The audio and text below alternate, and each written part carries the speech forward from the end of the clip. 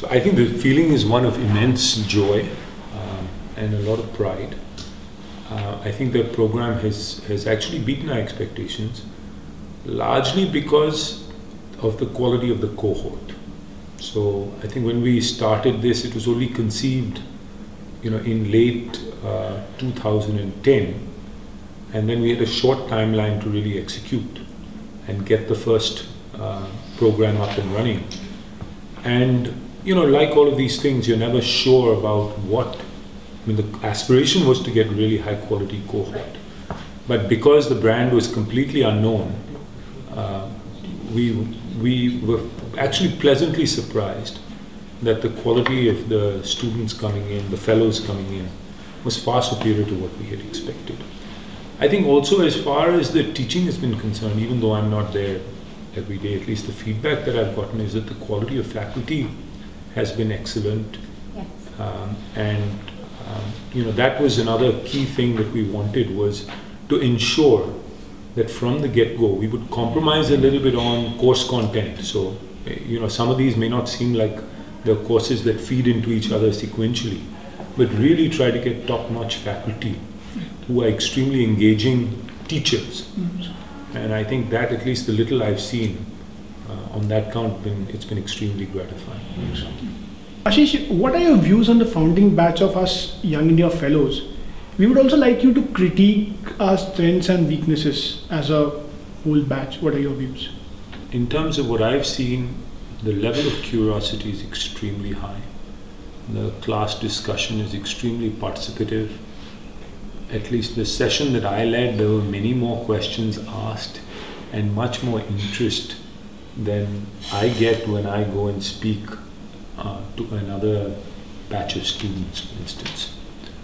Second is, I think the level of maturity also is extremely high, at least amongst the people I've met. And the diversity is incredible in the group. I think in terms of areas where, at least what I would like to see is, clearly I view the whole liberal arts as an opening up of the mind, which will stay with all of you for life. But also it's an important component of leadership development, that as you're going to grow and lead in whatever organization you're part of, whether it's got a social perspective or it's corporate or whether it's in politics or whatever sphere, that you're going to make a big impact, and this will play some role because you're a well-rounded person, you have greater interests in life.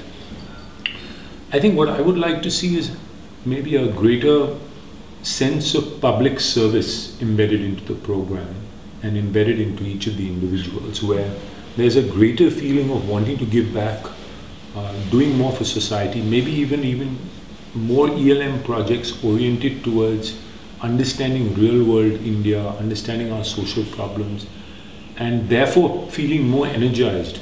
Some people may do it full time, but even those that go into the corporate world, are left with a sense that maybe in the next 10 years, 20 years, they want to have some impact in the social sphere as well. So that to me would be, we've got to see how we can take the ELM and maybe refocus it over time into maybe more social service organizations, and maybe even the whole program, whilst the content may not change. At least I know when I went to Yale, what I was left with was that I must someday go back and contribute more meaningfully towards society. That was drilled into me all the way through.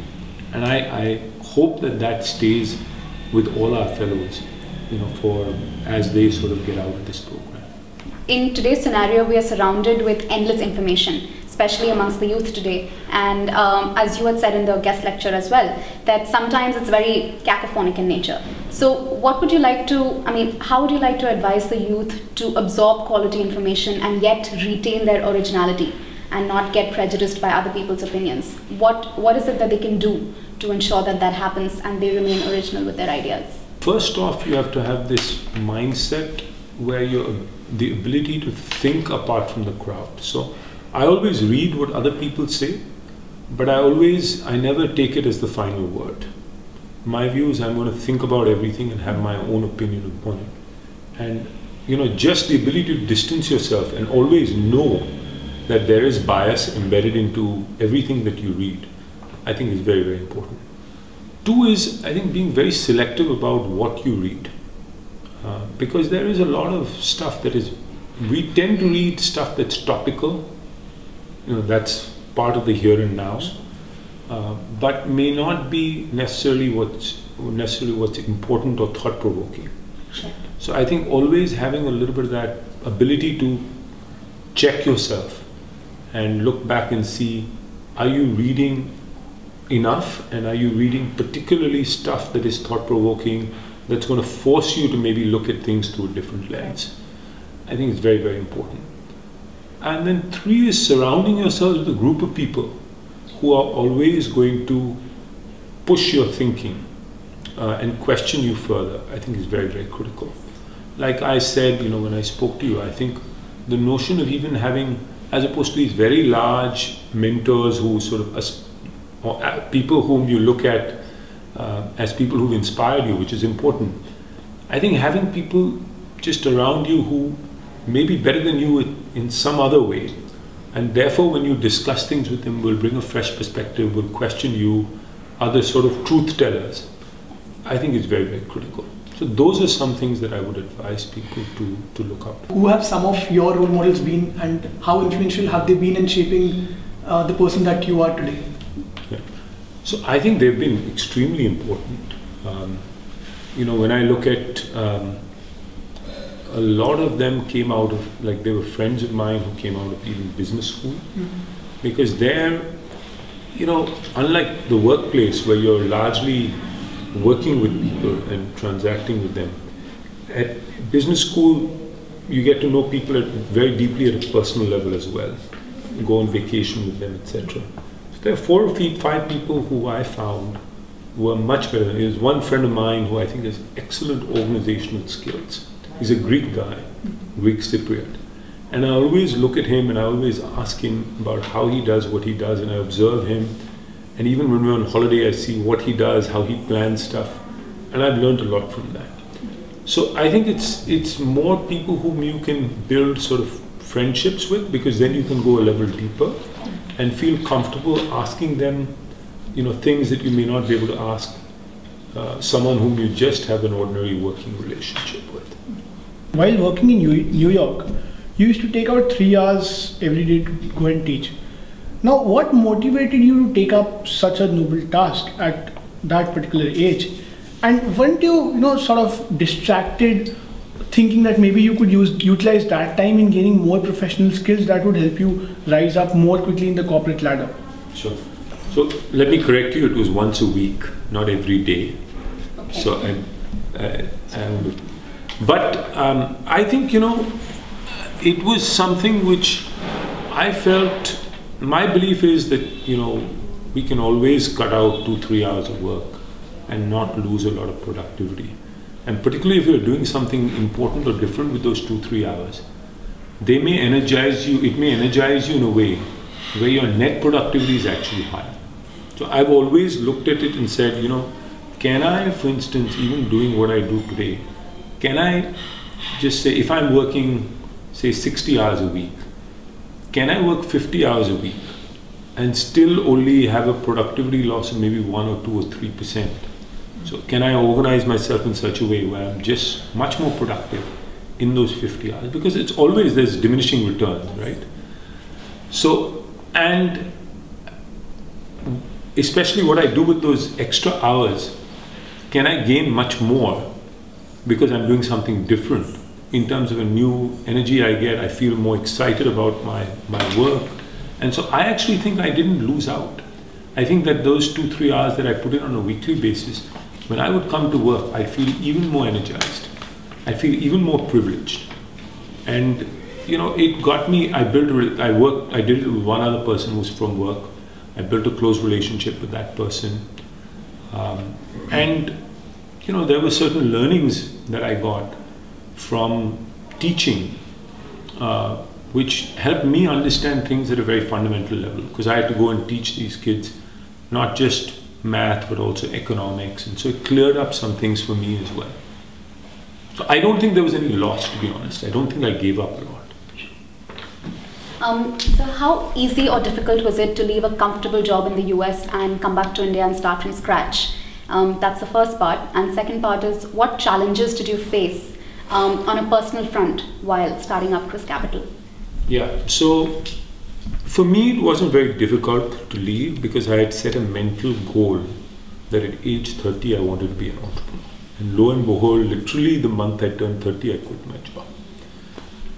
So I never really thought about the risk too much. I mean, in that sense, I was quite entrepreneurial because I think if you think too much about the risk, you never make the leap of faith, right? Sure. I had always looked at it as what's the downside? You know, I have family in India. I can, worst case, stay with them. My expenses are not going to be very high if I'm staying with family. And, you know, I have a good education. So worst case, which is not something I want to think about actively, but I knew in the back of my mind that worst case, 2-3 years down the road, I could go and get another job, right? Because I'd done reasonably well in my existing. So I never really looked at the risk basically. And I think actually what I tell a lot of young people is that you lose your appetite for risk as you get older. As your kids get older, as you start thinking about your savings, you know, you lose your appetite for risk. You actually have much higher appetite for risk after just a few years of experience. There's the right balance. If you don't have enough experience, you know, sometimes as an entrepreneur, you're learning some very basic things that you'd be better off starting up after you've got a few years, network, experience, etc. But if you leave it till too late, you may not have the energy or the risk-taking ability. I think that's when I came back, you know, what sacrifices did I make? Of course I made sacrifices early on. I think whenever you start something, you work extra hard.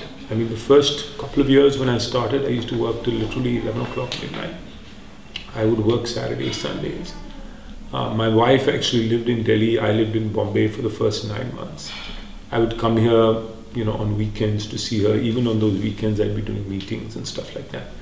So there clearly is a personal sacrifice you make early on.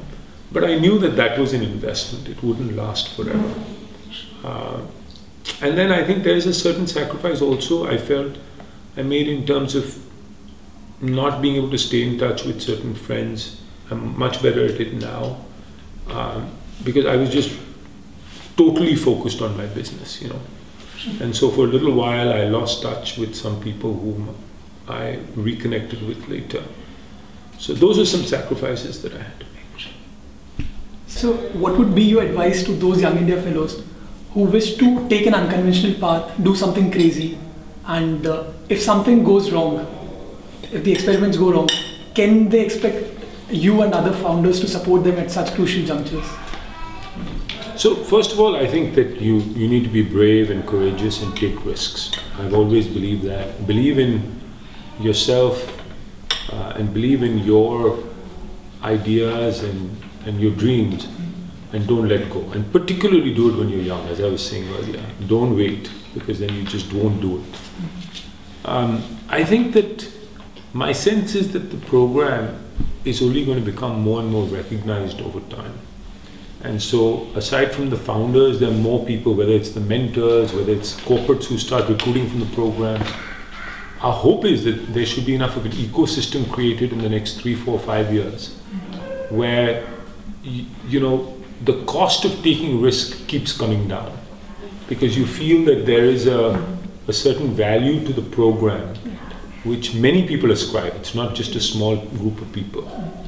And I can't say that that's the case today. I mean, it's brand new. But my hope is that 3, 4 years down the road that will be the case. What has been the most satisfying phase in your life on both personal and professional fronts? One is when I went to college. It was the most liberating moment. I also, just in terms of responsibility, you know, just standing on your own feet, still finding a way to be connected with my parents and others, even though I was far away, in an era when you spoke once a week or once every 2 weeks. So I think that is a special moment because I just grew up a lot at that point in time.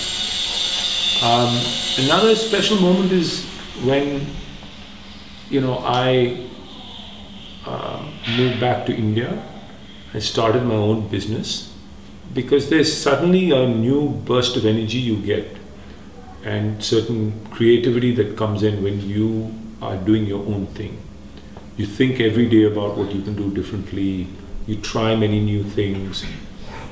You know, you go do things that are not expected of you. You have to reinvent yourself. You have to become a good public speaker. You have to go and learn how to become a salesperson, even though you've never done sales before. You know, you have to be your own secretary as well, you know, doing really dirty work, basically. So I felt the learning curve was extremely steep in that, particularly that first year or two. I think the third point in time is the birth of my third child. Not that he's anything special, both the others are, but I think when you're a little older and you have a kid, you appreciate it maybe a little more. I have a great relationship with my daughters, but unfortunately I was working too hard when they were born. And fortunately I realized that quickly enough, and I was able to have a better work-life balance. But now I get to appreciate a little kid, you know, for the first time in a full way, because I'm fully present at all times. And lastly, I'm excited about my new career. I'm going to start a new career in the middle of next year. As I said again, the new burst of energy I got when I started Chris Capital, I can already see that my learning curve is going to be extremely steep. And so I'm excited about that. Sure. And so your next career is going to be in the education sector. Yeah. So you stress a lot on quality education, and you're very passionate about the education sector of India. So what, according to you, is the right approach to overhaul the primary education in India? Yeah. And where do you think is the crux of the issue? So I think with primary education, our focus just has to be on reading, writing, arithmetic, language and math. Those are the two things. I think we need to firstly get better quality teachers into the system. India, unfortunately, in our society, teaching is not as valued as it is in other societies. And I think it's a very hard thing to change, but my hope is over the next 10, 20 years, we can change that and make teaching more respectable. Two is, we need to provide a better toolkit, better training, better tools to the teachers so that they can sort of deliver higher quality of education and with greater consistency. Three is, I'm quite excited about technology and interactive content. And I can see it with my kids that learning can be so much more fun when it's interactive. And so my hope is that in the primary space, I don't think taking lots of tests is so important, but the love of learning is more important. Feeling like it's fun is more important. And so my hope is that as we use more interactive content, we can create that joy for children as well. And lastly, I think we need to have more sort of low stakes assessment. So at least a good standardized end of year test, not a board exam, just to measure. Currently in our primary system, we only measure inputs, but we don't measure outputs. And I think we need to do that so that we have a good sense of where children are, what concepts they understand, which ones we need to focus on, you know, which teachers are most impactful, which schools are doing well. You know, we don't have that kind of data today. So I say low stakes in that I don't want this to be a competitive exam where the goal is to be first in your state, but really one which is more formative in nature, which can be more of a feedback tool for improvement.